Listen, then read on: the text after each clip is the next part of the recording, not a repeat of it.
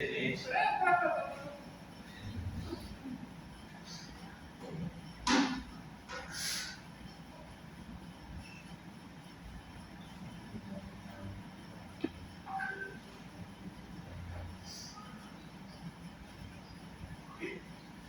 bom dia, gente. Bom dia, meu nome é Danilo, eu sou da UFES. A gente vai falar sobre esse livro de literatura em Libras, da Raquel Silvestre.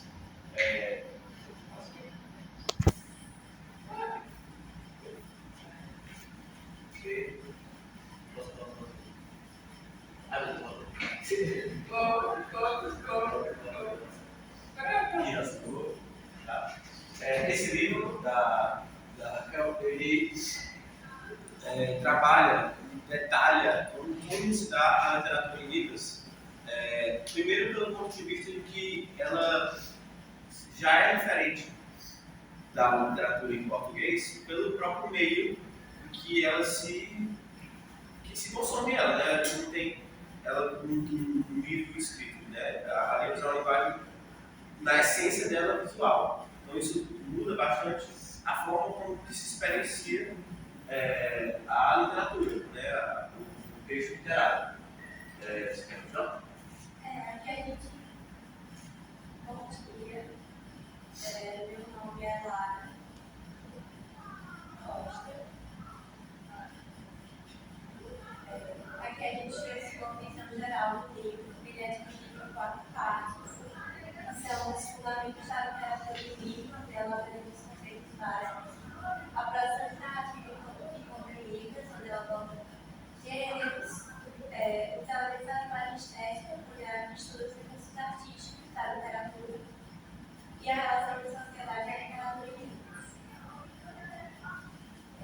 Os fundamentos da literatura livre, ela fala sobre o que é literatura, o que é literatura em libras, o que é literatura surda e também a literatura visual. Ela começa criticando o conceito tradicional de literatura.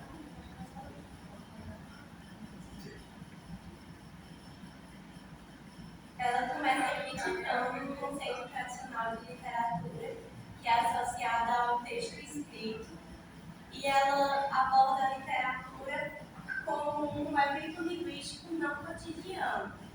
E ela também diz que a literatura é uma forma de brincar com a língua para gerar prazer.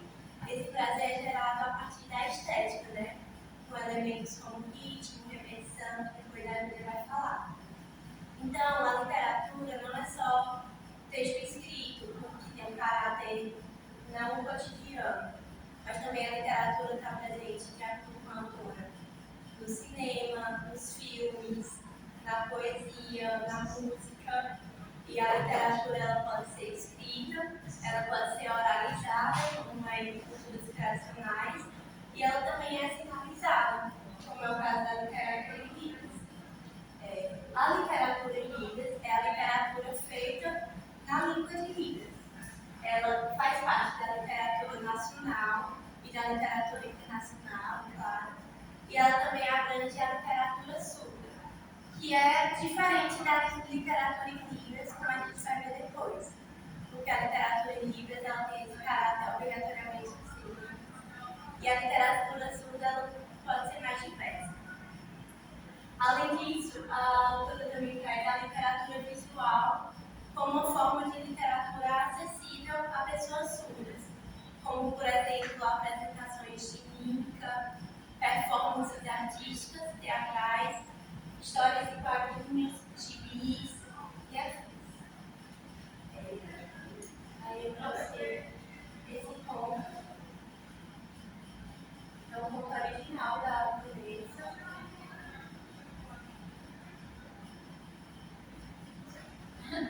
Só vocês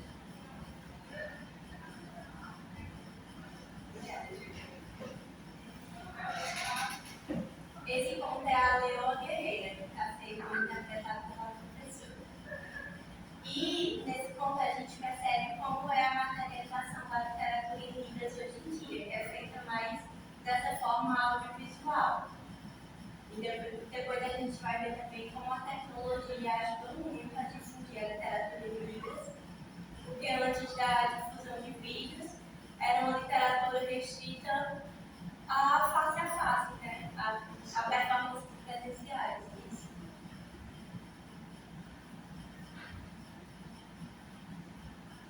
Aqui nesse conto, a autora está interpretando múltiplos personagens.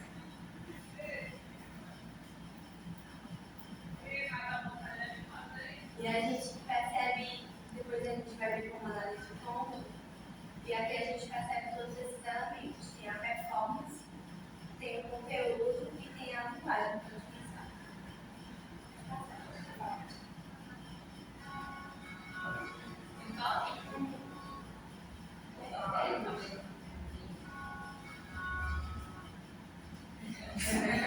Vai dar certo.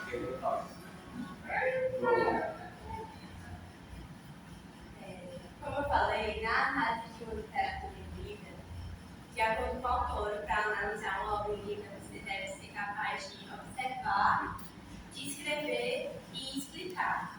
E para isso você observa esses tópicos que eu mencionei, que é a performance do intérprete, o conteúdo e a linguagem. Então, a performance, ela faz parte do caráter estético da literatura em Libras, que é onde o intérprete vai colocar emoções, ritmos e afins. E o conteúdo se refere, ao conteúdo da literatura, que pode ser sobre a vivência surda, como foi da última apresentação, e aí já entra também na literatura surda, ou pode ser um conteúdo relacionado a uma vivência ouvinte, como tem vários livros adaptados em Libras, como o Negreiro do Pastoreiro, que ela cita nesse livro. E também a linguagem, que a linguagem se refere à forma como a Libras é usada e também aqui ela entra elementos estéticos. Então, no que se refere à linguagem, né? A visualidade na literatura em Libras é construída através de contar, que é o uso formal do vocabulário em Libras. Eu vou mostrar o exemplo do vídeo. Do mostrar, que é usar a mão como referência e não exatamente as palavras em Libras, os sinais em Libras. E também do se tornar, que é quando o intérprete incorpora o personagem para demonstrar. Além disso, é fundamental na literatura em Libras, em todas as literaturas, o uso de elementos estéticos, né? Que trazem beleza, harmonia, diversão, entre outras qualidades, que são esses elementos estéticos que agregam qualidade e fazem com que aquele texto não seja um texto do cotidiano. Então, aqui eu vou dar um exemplo só no início do vídeo. Esse ponto é assim.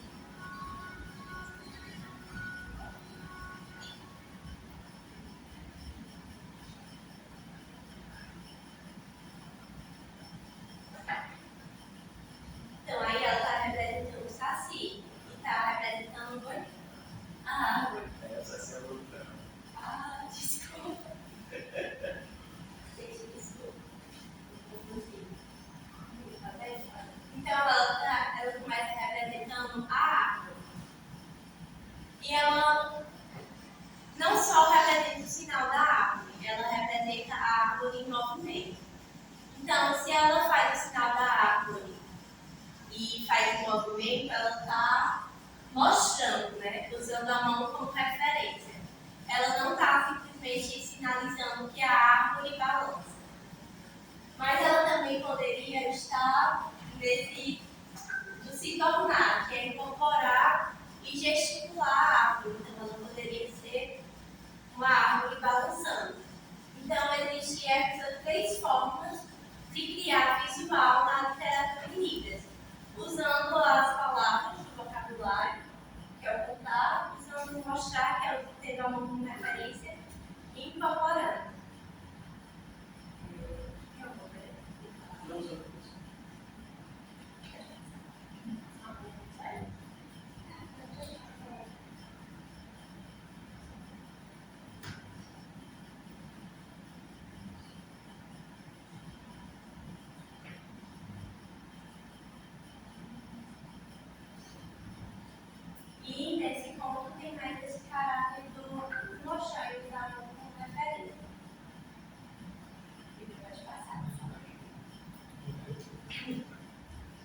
Já a literatura surda, ela trata-se da literatura produzida pela comunidade surda. Então, na verdade, a autora define 4 critérios para a literatura surda, que é ser produzido por uma pessoa surda, ter como público-alvo a comunidade surda, ser em Libras e também ter o assunto surdo. Porém, a literatura surda ela não precisa, um conto, uma narrativa, não precisa se encaixar nesses 4 critérios para ser considerado. Pode se encaixar só em 2 critérios, como a gente vê aqui na tabela. A literatura surda trata-se da literatura produzida pela comunidade surda, geralmente com conteúdo referente à vivência surda e visão do público-alvo do público da comunidade. E é apresentada em Libras, porém pode variar conforme a tabela. Então aqui a gente vê que tem algumas narrativas que se encaixam em todos os critérios, ser produzido por pessoas surdas, para assuntos surdos, sobre vivência surda e ser apresentado em Libras. E tem outros que não preenchem todos os critérios, como eu citei no livro do Pastoreio, não é uma literatura que aborda a vivência surda em específico. Mas, como a gente vai ver depois, podem haver adaptações nas traduções e incluir personagens surdos, que é bem comum na literatura. E também tem literatura surda que não é necessariamente em Libras, mas é feita por pessoas surdas e é sobre essa vivência, mas pode ser feita em português ou até em outras línguas mesmo, que não há Libras. Já no caso da Rainha da Abelha, ela não é nem feita por uma pessoa surda, nem tem um assunto surdo, mas ela é em Libras e destinada ao público-alvo da comunidade surda. Então, acho que assim dá para ter uma noção do que é a literatura surda, que é a literatura produzida ou voltada para pessoas surdas e que é diferente da literatura em Libras, que é a literatura feita na língua brasileira de sinais. Além disso, a literatura surda ainda tem um papel muito importante de preservar a história, a memória e transmitir a cultura da comunidade surda. Então, destaca-se a importância dessa literatura na transmissão cultural da comunidade surda.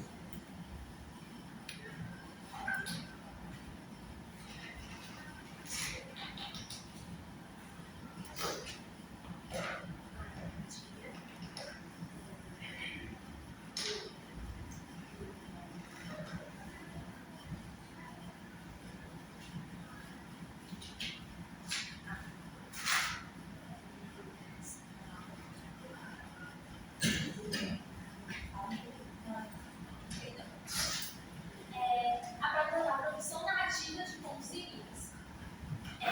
Existem vários gêneros da literatura de Libras, da mesma forma que existem o gênero da literatura em português. Os gêneros literários em Libras eles podem ser definidos de diversas formas. Um é o grau de ficção, e um exemplo disso é a ficção e o não ficção.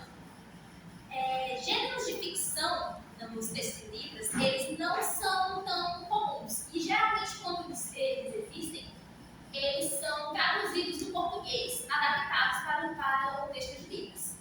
É feito muito isso com textos destinados a crianças, porque a criança vai se interessar mais por um texto mais realista, um texto mais fantasioso. São justamente esses contos com personagens que não necessariamente existem, com cenários que não necessariamente existem. São textos ficcionais. E o não ficção,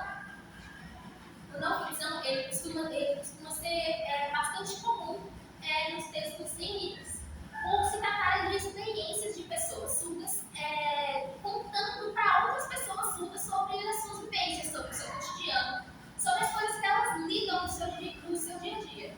Então, textos autobiográficos são muito comuns, textos religiosos também. A religião acaba sendo uma parte muito importante da inclusão das pessoas surdas.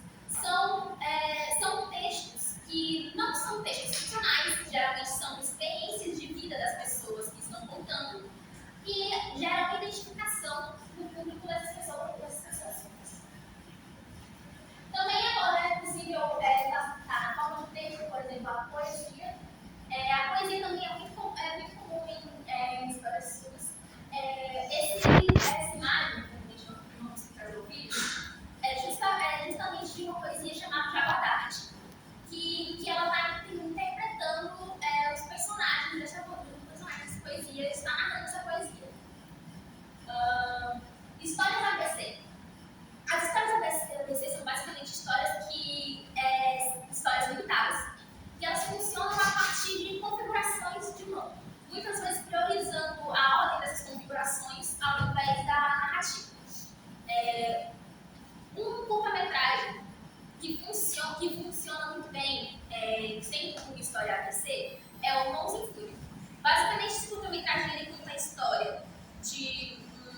um garoto que ele sonha, ele é um garoto surdo, e ele sonha que está atirando nos seus colegas ouvintes. E ele acorda assustado desse sonho. E é um sonho voltado justamente a transformar em história ABC. Priorizando as configurações de banco de A a Z.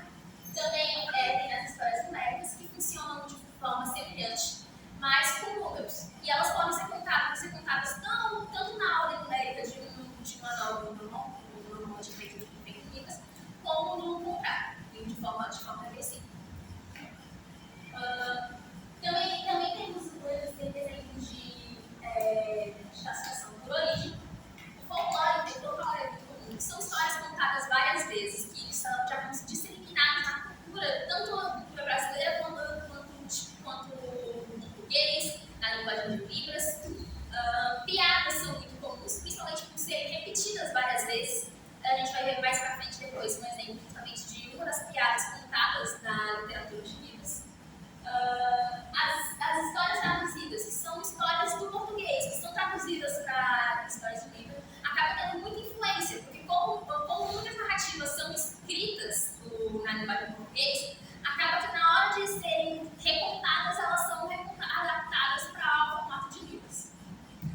As canções que, embora os não possam necessariamente ouvir, existem traduções, existem adaptações dessas músicas. Alguns surdos conseguem sentir a vibração dessas músicas, que eu falava justamente a história de uma pessoa que conseguia meio que sentir a música através das vibrações. E por conta disso existem várias traduções das músicas para a linguagem de Libras. Você encontra muito facilmente na internet. Pelo conteúdo de narrativa de experiências surda é muito comum, principalmente por causa da identificação das pessoas com esses personagens. A pessoa surda, do mesmo jeito que a gente assiste um filme, tá? Os ouvintes assistem um filme, e eles querem se identificar com os personagens que estão vendo nesse filme, uma pessoa surda também quer se identificar com o personagem da história que está sendo narrada para ela. Então faz sentido que experiências surdas sejam compartilhadas através dessas histórias, para eles poderem entender a experiência deles compartilhada com o sentimento que está sendo retratado naquela narrativa. Também a classificação do público. A literatura feminina também é uma forma de literatura muito difundida entre a literatura surda, principalmente para mulheres. Novamente, a questão da identificação do cotidiano, de se ver naqueles personagens que estão sendo retratados, de conseguir se identificar com problemas, com questões do dia a dia. A literatura infantil, crianças em fase de alfabetização, que estão começando a ler, estão começando a entrar na leitura, usam bastante da literatura infantil de Libras. E essas são só algumas formas que se pode classificar a literatura em Libras. São diversas formas, e mesmo assim ainda não se restringe a apenas as que eu falei, existem muitas outras, vários tipos de textos bem diferentes para se classificar. A produção de narrativas visuais. Da mesma forma que existem vários jeitos de você contar uma história para uma pessoa ouvinte, para uma pessoa surda, funciona basicamente da mesma maneira. Existem diversas formas de produzir uma história aparentemente visual que gerem emoções no público. Algumas dessas formas são grande descrição dos detalhes, você tentar descrever bem o personagem que está sendo parte dessa história, o personagem que está vivendo aquela história, para que a pessoa surda ela possa criar na cabeça dela o imaginário daquele personagem, ela possa conseguir meio que visualizar a história acontecendo na frente dela a partir da sua descrição. Dando ênfase na quantidade de detalhes, dependendo da importância do personagem.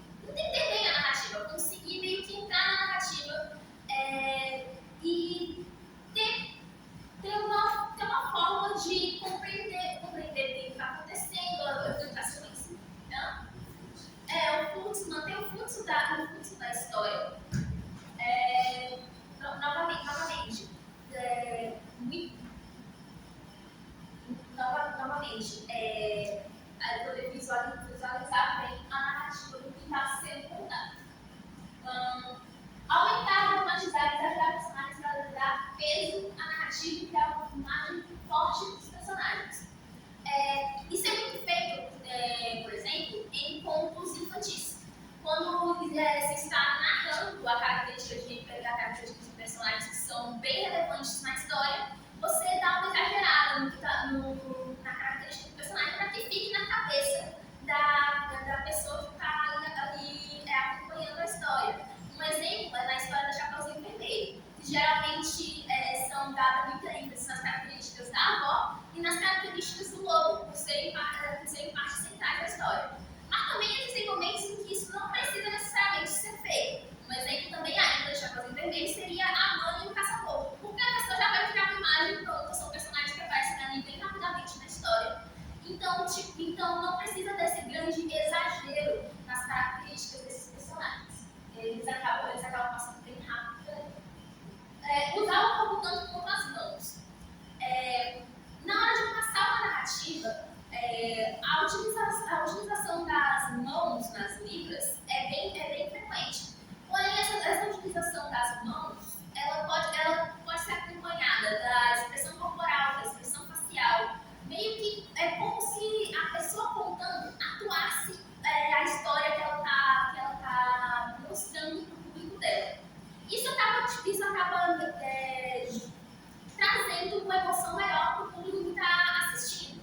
A movimentação dos olhos, a movimentação da boca, para trazer esse sentimento, para você entender mais ou menos o sentimento que está sendo passado naquela cena. Acaba sendo uma forma adicional de você contar a história. E descrever de forma coerente o espaço onde a história acontece.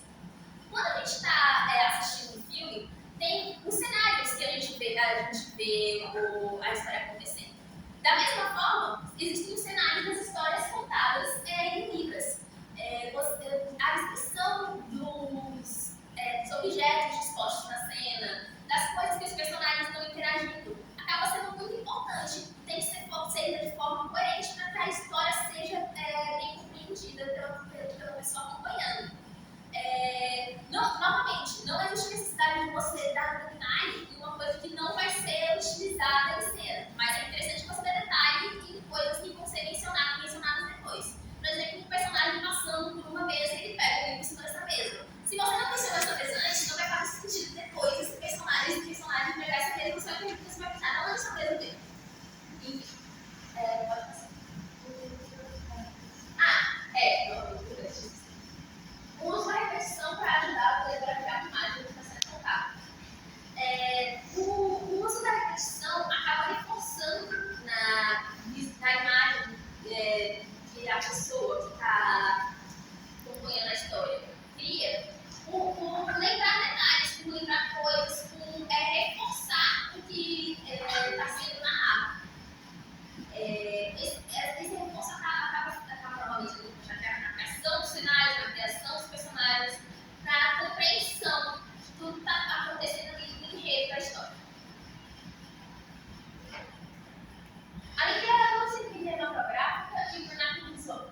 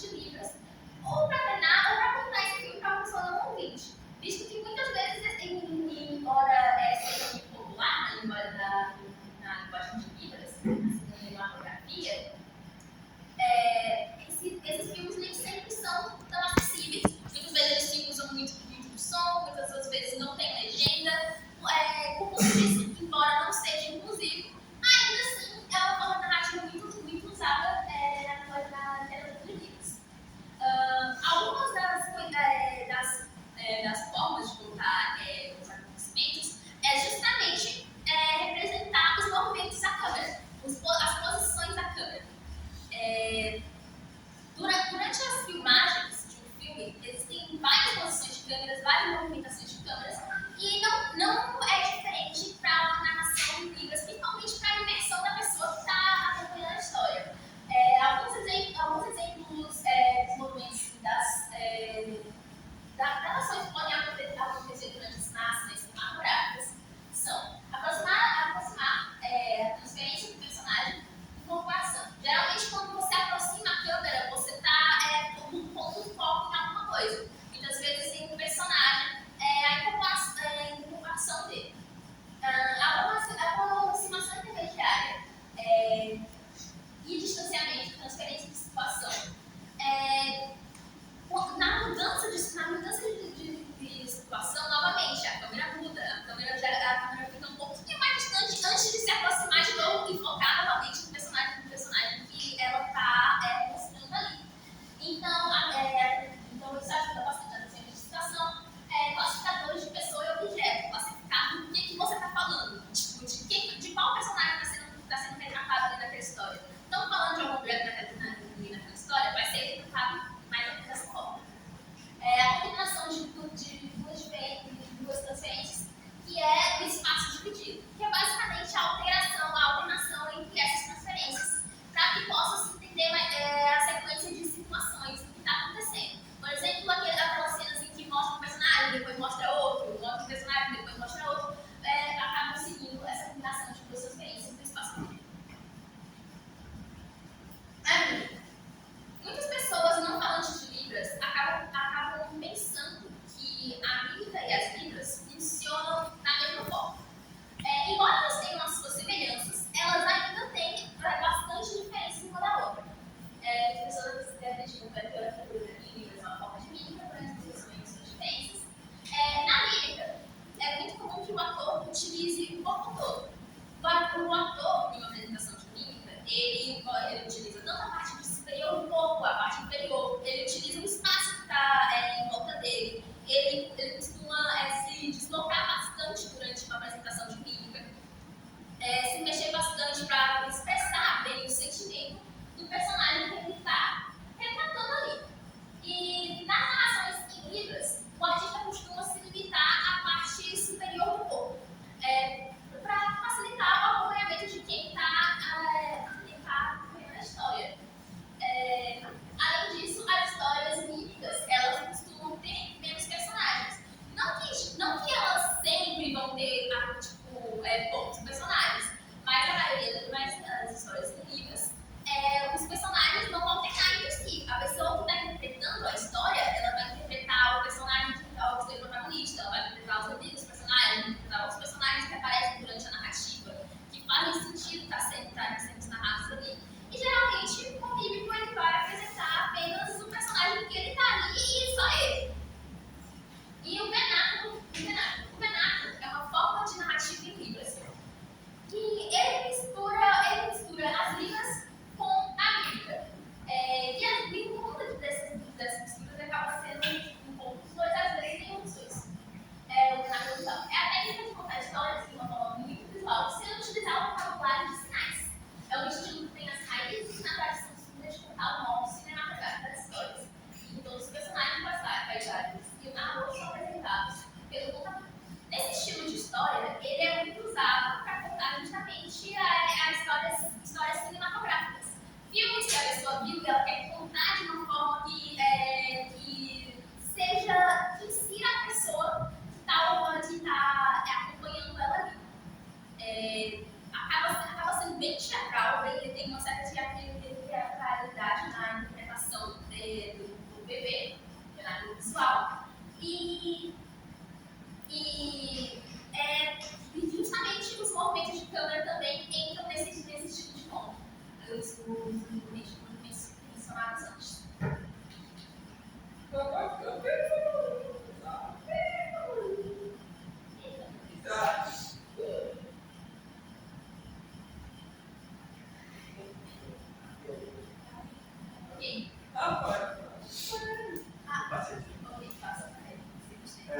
Para finalizar,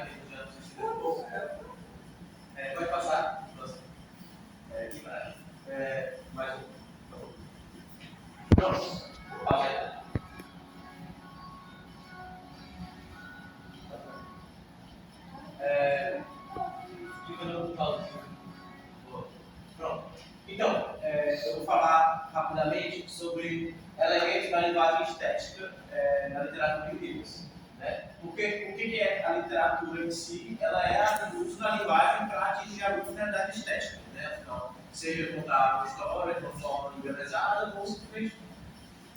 É basicamente isso, a elevação da linguagem, né? Você não está só usando ela para se comunicar. Ela tem um valor também estético. Uma primeira coisa que a autora menciona no livro é a diferença entre poesia e prosa, que é uma coisa um pouco difícil de se fazer tanto nas línguas escritas quanto na língua de sinais. Porque no final ele conclui que está tudo na intenção do autor. Se você faz um texto com a intenção de ser prosa, é um texto de prosa. Se você faz um texto com a intenção de ser uma poesia, é uma poesia. Porque você vai ver na poesia escrita, você tem o verso livre, então você não pode dizer que precisa ter rima, precisa ter métrica, mas mesmo assim você não poesia. Então isso está tudo na intenção do autor. Outros aspectos que ajuda a gente a separar essas duas modalidades do texto é o comprimento, a presença de versos, né? Como é que eu digo assim? O que é um verso na Libras? A autora define como uma frase, uma sequência de sinais que completam uma ideia e isso fica sendo como um verso na poesia em Libras.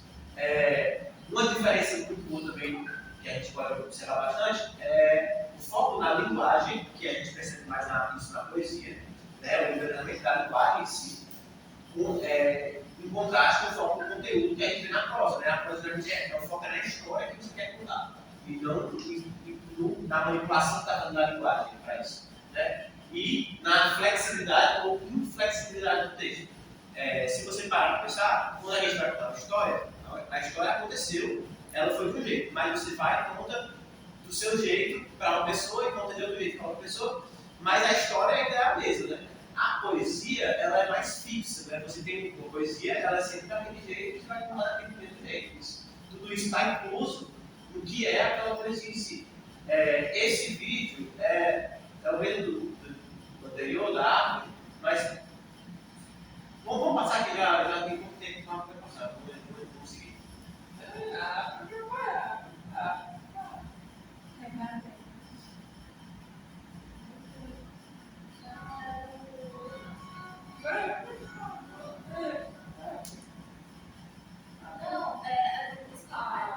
Só 3 minutos, então, os elementos estéticos, seguinte, nas linguagens de sinais especificamente, a gente tem coisas que não são possíveis nas linguagens normais, linguagens escritas, que são, por exemplo, o uso do espaço e os elementos visuais, já que a gente tem uma linguagem visual. Né? Então, isso não é possível na língua escrita. Né? A gente tem, quando vai contar uma história, a gente pode usar o espaço à sua frente, a movimentação do espaço para dar mais um significado àquilo que você está interpretando. O uso da iconicidade é muito presente na Libras. Né? Você ter sinais que realmente representam aquilo que eles estão mostrando, não só um símbolo. Né? Você tem algo que meio que está misturado, a interpretação daquilo com o que está sendo dito. Né? A localização dos sinais também está incluso no espaço. Né? Você pode usar, por exemplo, fazer uma sinalização aqui para mostrar contraste ou movimento. Né? E o uso de expressões faciais corporais também está incluso na própria gramática da língua. Né? Esses fatores também são muito presentes na coisa. A gente tem a metáfora, que ela tem esse sinal aqui, que eu achei muito legal, porque é como se você estivesse mostrando uma coisa mostrando outra. Né? E isso também está presente, assim, né? Pois é. E isso é muito comum. Isso é muito comum na linguagem poética, né? Nos estéticos da linguagem, e não é diferente na Libras. Aí eu vou ter esse exemplo do cara de pau, por exemplo. Isso é uma metáfora. A metáfora quando você diz uma coisa, mas quer tentar dar uma comparação, né? E, por exemplo, o sinal para cara de pau em Libras é esse aqui, que é tipo madeira, né? Só que você usa o rosto para mostrar. Então, outra figura de linguagem que é muito comum na Libras é a metonímia também, que é aquela de substituir um termo por outro. E eu descobri que no mês de abril, o sinal é uma metonímia, né? Que é esse sinal aqui, que é o que faz, que coisa estranha. É um enforcamento, mas é justamente isso, é um enforcamento, porque no mês de abril tem o feriado de Tiradentes, né? Que foi enforcado. E por isso, o símbolo dessa metonímia do enforcamento para se referir ao feriado de Tiradentes, que era no mês de abril. Então eu achei bem curioso isso.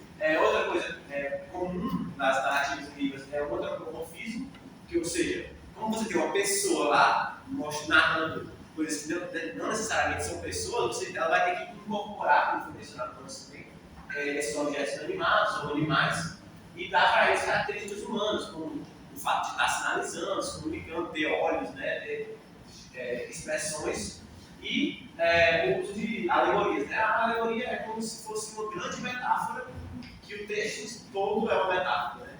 É um texto alegórico. Então isso também é totalmente possível e comum na literatura inglesa. Esses aspectos também da poesia que são muito clássicos para a gente da poesia, né? O ritmo, a repetição e a rima. Como é que eles se dão em livros? A gente tem alguns aspectos que se observam, que são a repetição de frases, né? Você repetir os sinais para dar ênfase neles. O que poderia ser uma rima, uma alteração? A gente tem esses três fatores que podem ser aproximados na rima alteração da livros, que é a repetição de configuração de mão. Por exemplo, você tem as configurações de mão em livros e você repete os sinais com essa mesma configuração, isso é parece com uma literação em português, né? Que são palavras que sempre têm o mesmo som. A localização dos sinais, você faz os sinais sempre no mesmo lugar, também dá uma ideia assim, de se assemelha ao que seria a rima, né? E a direção, você faz os sinais com a mesma direcionalidade, isso também dá esse tipo de efeito. Outra coisa que eu achei legal foi os sinais errados, que, por exemplo, você está fazendo, eu não tenho tanta desenvoltura na vida para poder demonstrar isso para vocês, mas, por exemplo, eu vi que ele estava falando sobre o pássaro, né? E aí ele fazia tudo que se fala desse pássaro, ele fazia esse movimento das asas, e aí ele fazia configurações diferentes que não seriam adequadas para aquilo, mas dando o contexto do pássaro fazia sentido. Né? Então tem uma elaboração que é totalmente diferente do que a gente tem no português, por exemplo. Né? E o humor, que é também muito presente, claro, em qualquer tipo de texto produzido, né? Formas de estudar o humor em livros comuns. O absurdo, né? Histórias assim, absurdas que você não experienciaria normalmente. O uso do exagero da caricatura, né? Então você demonstrar, você está falando de um personagem, e aí você exagerar as características dele, né? Fazer para provocar o humor. Outra coisa que é legal mencionar isso do exagero, por exemplo, você tem sinais como o sinal de difícil, que é isso, né? Uma coisa que você tem lá que algo é muito difícil, ao invés de você fazer isso aqui, você faz tipo, com vários dedos, né? E isso pronto. Isso já dá uma ideia de que algo é muito difícil. Quando eu boto isso dentro do humor, não quer dizer que isso é por si engraçado, né? Mas é um artifício que se tem para gerar humor nos textos. Né? E também a mudança na ajuda no sinal, por exemplo, que é isso do difícil assim. Por exemplo, você quer falar paciência, né? Paciência é assim. Aí você, paciência, né? Então, tem muitas nuances que a gente nem imagina na Bíblia. Nós falamos primordialmente no português. Pode seguir, falando. Na última parte do livro, a autora relaciona a literatura de vidas e temas da sociedade. Então, ela começa falando da literatura em Libras e a importância dessa literatura para a comunidade surda, que é justamente preservar a memória e a cultura, a história, transmitir conhecimento e transmitir também a cultura. Ela pontua também a questão das mulheres e a representação das mulheres na literatura em Libras,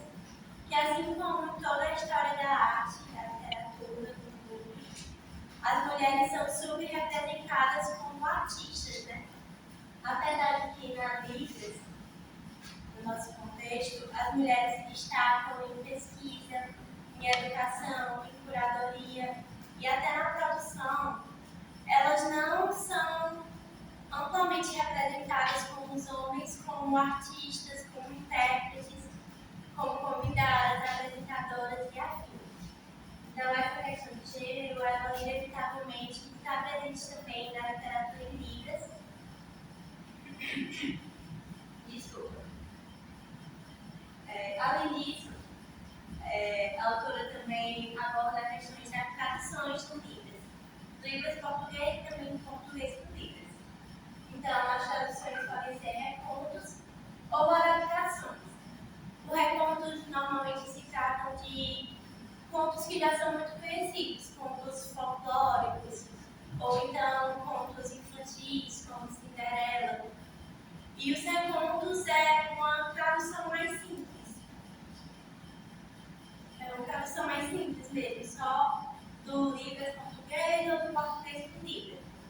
Já as adaptações são traduções que geralmente incluem pessoas surdas. Então a história essencialmente continua a mesma, mas com personagens surdos, de modo também a fazer com que a comunidade surda se sinta mais representada. A literatura em Libras e a literatura surda também tem esse caráter de representação da comunidade surda, que é muito importante para qualquer minoria se ver representada e saber que há outras possibilidades.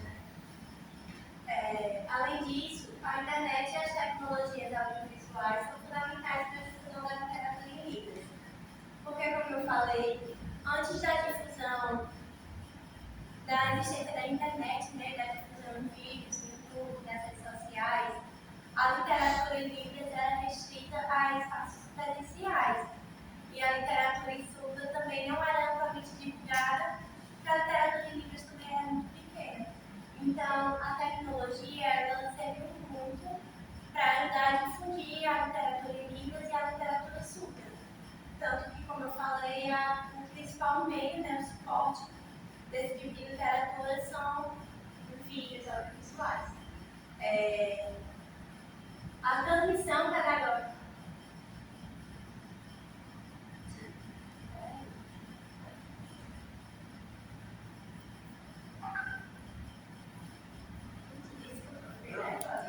Sobre essa coisa do audiovisual, o que interessante que eu vi foi que a gente só tem documentação de poesia em Libras, por exemplo, no Brasil, a partir da década de 90, que é quando a gente tem esse tipo de vídeo para poder divulgar, né, para registrar. Porque senão é só praticamente alguém tá lá e mostrar aquilo. Por ser uma língua visual, né, você tem essa dependência do registro em vídeo. Né? O que eu queria dizer é que além da própria